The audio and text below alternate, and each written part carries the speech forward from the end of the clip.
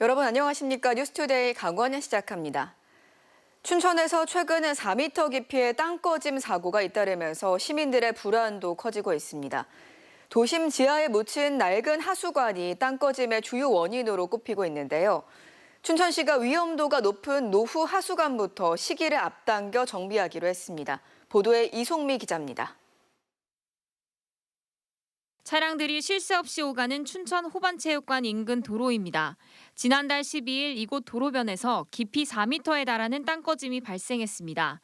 인근 하수관로 내부를 살펴보니 관 곳곳이 손상되고 심하게 부식되어 있습니다. 제 뒤로 보이는 곳에서 실제 땅꺼짐이 발생했는데요. 문제는 보이지 않는 땅속 지하입니다. 최근 6년 동안 춘천에서 발생한 깊이 1m 이상의 땅꺼짐은 모두 7건. 이 가운데 상당수는 노후 하수관로 주변의 흙이 쓸려 내려가면서 발생했습니다. 관이 20년 이상 되다 보니까 녹이 슬거나 어떤 화학적 반응에 의해서 그런 파손이 발생했다고 보거든요. 춘천에서 묻힌 지 20년이 지난 낡은 하수관로는 248km에 달합니다. 이 중에서 정비가 시급한 불량 하수관로는 49.3km. 강촌역 일대와 신부급은 물론 차량과 인구 통행이 잦은 춘천 도심 곳곳에 뇌관처럼 넓게 분포해 있습니다. 이런 상황이 확인되자 춘천시는 모두 534억 원을 투입해 하수관로 정비 시기를 앞당기기로 했습니다. 당초 국비를 지원받아 고칠 예정이었지만 최근 땅꺼짐 사고가 발생하자 오는 10월부터 자체 시 예산을 투입하기로 한 겁니다. 먼저 전액 시 예산을 들여가지고 위험한 부분에 대해서는 CCTV로 정밀 판독하고 선제적으로 하겠다는 말씀을 드리겠습니다. 이에 따라 오는 2030년까지 강촌과 신북 등 6개 구간을 우선 정비하고 공지천 일대 등 도심 지역은 2035년까지 단계적으로 정비를 마칠 계획입니다. 정비에 앞서 CCTV를 통해 내부 부식과 이음부 손상을 정밀 진단하는 한편 상하수도관이 묻힌 주요 도로는 지표 투과 레이더를 동원해 땅속에 숨은 빈 공간까지 선제적으로 찾아낼 방침입니다. MBC 뉴스 이송미입니다. 횡성 병지방 계곡에는 횡성군이 조성한 공공 캠핑장이 있습니다. 그런데 제대로 관리가 안 돼 성수기는커녕 수년째 흉물로 방치되고 있는데요. 횡성군이 재정비를 시작했지만 제 모습을 찾기에는 갈 길이 멀어 보입니다. 보도에 조성식 기자입니다. 깊은 산속에 위치한 시원한 계곡. 속이 훤히 보일 정도로 맑은 물에 몸을 던져 더위를 식힙니다. 횡성의 여름 대표 관광지 갑천면 병지방 계곡입니다. 여름 성수기를 맞아 피서객들이 몰리는 요즘. 그런데 물길 옆 캠핑장들은 인적이 끊겨 흉물스럽게 변했습니다. 다리로 통하는 입구는 막혔고 텐트를 설치할 수 있는 시설은 성한 게 없습니다. 문 닫은 샤워장에는 말벌집이 만들어졌고 개수대는 쓰레기장으로 전락했습니다. 언제 쓰러진지도 모르는 나무가 이처럼 시설을 덮치고 있지만 오랜 기간 사용하지 않다 보니 별다른 조치 없이 방치되고 있습니다. 캠핑객들이 쉽게 짐을 나를 수 있도록 돕던 전동 수레도 완전히 멈춰섰습니다. 안 좋죠. 안에 가면 들어가면 개판이죠. 이게 안 여니까 사람들이 그만큼 유도인가 안 돼 있다 이거지. 더 관광을 좀 여기를 좀 집중해서 어떻게 이제 살려서 해야 되는데 지금 저런 거 신문을 읽고 그러면 여기 누가 좀 그렇게 보기도 안 좋고. 횡성군이 관광지 조성을 위해 만든 캠핑장들이 2년 넘게 운영을 못하고 있습니다. 병지방 오토 캠핑장 3개 구역과 선바위 캠핑장 등 모두 4곳이 있는데 위탁 운영을 하던 마을법인과 법적 분쟁이 생기면서 횡성군이 시설을 폐쇄한 겁니다. 최근 문화관광재단에 위탁을 주면서 예산을 들여 재정비에 들어갔고 병지방 캠핑장 1개 구역 33개 사이트를 다음 달에 다시 개장할 계획입니다. 올해 상반기부터 정비 사업을 추진하여 임시 개장을 거쳐 8월 초 정식 개장을 목표로 면밀한 준비 중에 있습니다. 향후 병지방 오토 캠핑장 BC 구역과 선바위 자연 캠핑장은 단계적으로 정비하여 내년도에 개장을 목표로. 하지만 완전 재정비까지는 갈 길이 멉니다. 당초 예산은 병지방 캠핑장 3개 구역을 모두 정비한다는 계획이었지만 막상 공사를 하다 보니 돈을 들여 손볼 곳이 많아 한 개 구역밖에 할 수 없는 상황에 부딪힌 겁니다. 남은 캠핑장을 모두 고치기 위해서는 추가 예산 투입이 불가피한데 운영비까지 감안하면 재정 부담이 만만치 않은 것이 현실입니다. 과거 캠핑장 조성과 인프라 구축에 투입된 예산만 60억 원가량, 500만 관광 시대를 선언한 민선 9기에서 흉물이 된 캠핑장을 정상화할 수 있을지 관심이 모아집니다. MBC 뉴스 조성식입니다. 취임 한 달을 앞둔 이정학 동해시장이 기자회견을 열고 아시아 최대 규모의 AI 데이터 센터와 동해안을 연계해 동해시의 경제 대전환을 이루겠다는 포부를 밝혔습니다. 수소 산업도 함께 추진하면서 경제적 기대 효과가 예상되는 가운데 일각에선 각종 환경 문제에 대한 우려의 목소리도 나오고 있습니다. 김영호 기자가 취재했습니다. 취임 한 달을 맞아 이정학 동해시장이 경제 대전환의 청사진을 제시했습니다. 핵심은 동해안과 GS그룹의 AI 데이터 센터입니다. 이 시장은 아시아 최대 규모로 지어지는 AI 데이터 센터를 통해 연간 100억 원 이상의 세수를 확보하고 여기서 발생한 경제 효과가 지역 내에서 선순환되도록 하겠다고 강조했습니다. 1.2기가 정도에 대해서는 한 300명에서 500명으로 저희들 추정을 하고 있습니다. 하지만 거기에 따르는 하청업체들이라든가 관련 업체들에 대한 인원은 사실 한 1,500명 정도 생각을 하고 있습니다. 기존 수소 특화단지 내에 데이터 센터가 들어서면서 동해시의 주력인 수소 산업이 위축될 수 있다는 지적에 대해서도 선을 그었습니다.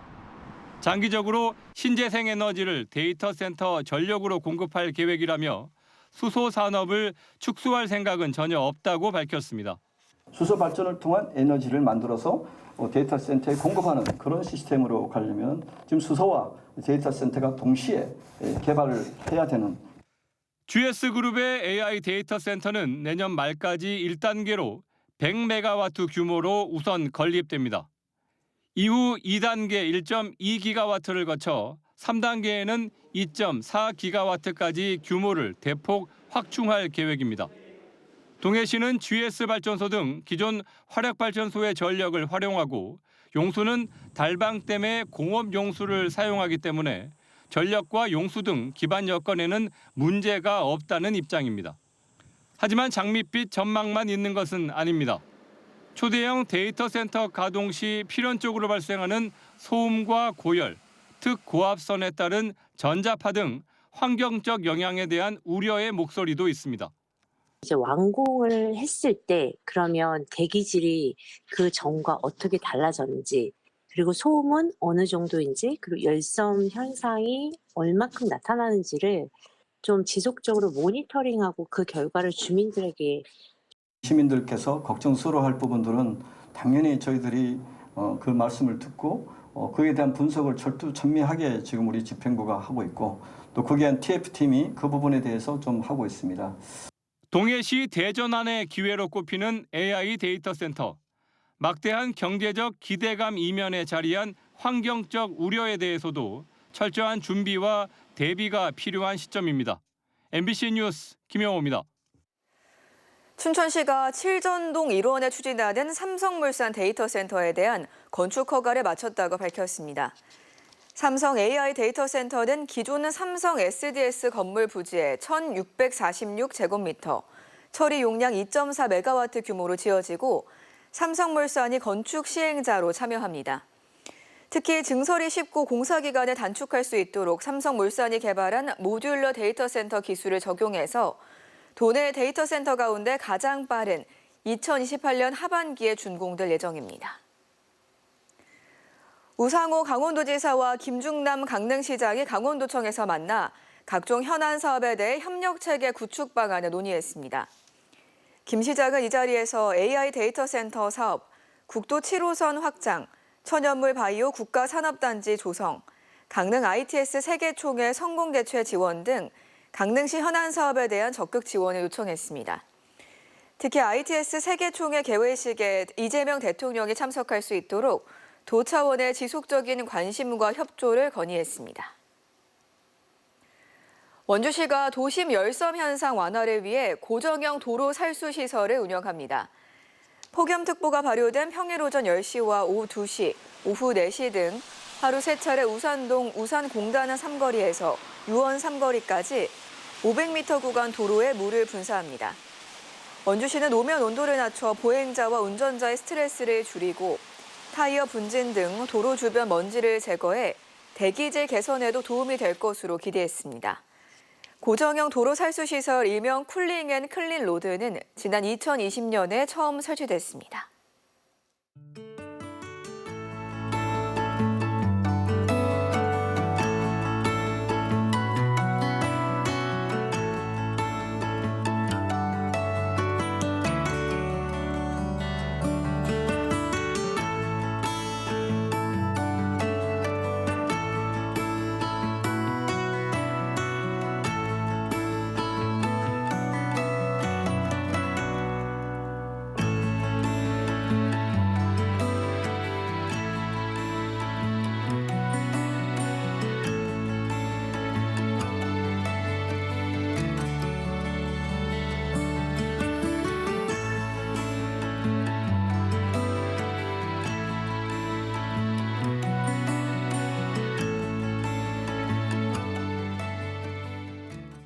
강원권 의대와 한의대 3곳이 지역 인재 의무 선발 비율을 준수하지 않은 것으로 확인됐습니다. 이는 교육부가 지역 인재 의무 선발제 시행 이후 처음으로 공개한 결과로 한림대는 지역 인재 의무 선발 비율이 20%로 16명을 선발해야 하는데 3명 적은 13명을 선발했습니다. 또 연세대학교 미래캠퍼스는 저소득층 지역 인재 의무 선발 인원이 2명인데 1명도 뽑지 않았습니다. 전국 한의대 중에서 유일하게 지역 인재 선발에 준수하지 않은 상지대 한의대는 정원 14명 중 2명을 덜 뽑았습니다. 평창군이 사용 기간이 짧고 소각시 온실가스가 유발되는 현수막과 관련해서 친환경 소재 보급을 추진합니다. 평창군은 현수막의 친환경 소재 사용 조례에 따라 오는 31일까지 제작업체를 모집하고 기후에너지환경부 친환경 인증을 받은 행정 현수막을 본격 제작한다고 밝혔습니다. 친환경 인증 현수막을 제작하면 개당 3만 원의 보상금을 지급하는 방식입니다. 평창군은 각 부서에서 제작하는 행정 현수막을 우선 친환경으로 교체한 뒤 차츰 민간 분야까지 넓혀갈 방침입니다. 태백시가 장성성당의 강원도 등록문화유산 지정을 추진합니다. 장성성당은 석탄산업이 한창이던 1960년대 광부와 가족들의 신앙 구심점 역할을 해온 탄광촌 성당으로 준공 당시 건축 형태를 비교적 온전하게 유지하고 있습니다. 강원 뉴스 마칩니다. 시청해주신 여러분 고맙습니다.